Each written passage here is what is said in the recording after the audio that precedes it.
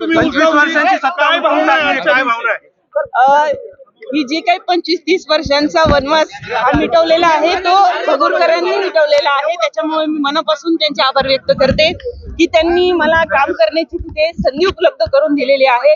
आणि जे जे काही वचनं मी दिलेली आहे, जाहीर सभेमध्ये दिले असतील, एकांतात दिले असतील, ते सर्व वचन मी पूर्ण करेन आणि भगूरच्या विकासाला माझा एक खारीचा वाटा 100% राहील. लोकांचा संघर्ष बघायला मिळाला ताई निवडणुकी दरम्यान.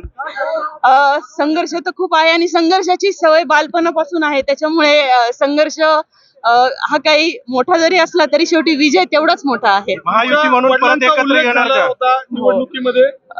महायुती म्हणून नक्कीच भारतीय जनता पक्ष असेल. आम्ही जे काही इथे उभाटासोबत शिवसेनेसोबत आम्ही जे काही अलायन्स केलेलं होतं, नक्की त्याचाही फायदा झालेला आहे.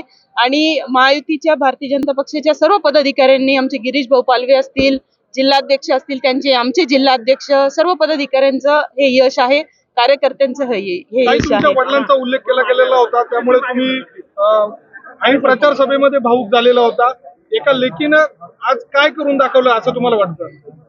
ते बघतायत मला वरतून, त्याच्यामुळे मी त्या बाबतीत जर बोलायला गेले तर जास्त अजून हे होईल. पण माझ्या वडिलांना ही श्रद्धांजली आहे. आजची निवडणूक प्रतिष्ठेची बनलेली होती. आमदार म्हणून तुम्ही थेट मैदानात उतरलेला होता आणि जो संघर्ष झाला तो किती महत्वाचा तुम्हाला वाटतं? नक्कीच संघर्ष हा खूप मोठा होता, कारण समोरून 25-30 वर्षाची एक हाती सत्ता होती आणि जनतेला मी साथ घातली. आणि मी आमदार असताना मला कामांपासून अडवलं गेलं. माझं तर कर्तव्य आहे ना. मला ज्या मतदारांनी भगूरमध्ये मतदान केलं आहे, मला विधानसभेला आमदार म्हणून मतदान केलेलं होतं, त्यांचीही कामं न करू देण्यासाठी जो काही अडसर होता त्याला मी लोकांना पदर पसरवलेला होता आणि भरभरून झोळी माझी भगूरकरांनी भरून दिली. त्यासाठी मनस्वी आभार व्यक्त करते.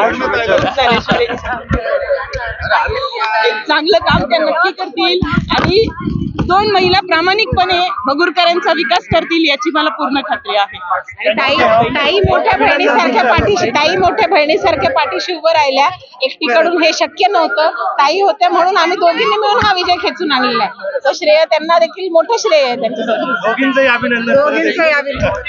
पालवे साहेब पूर्ण वेळ दिला भाजपच्या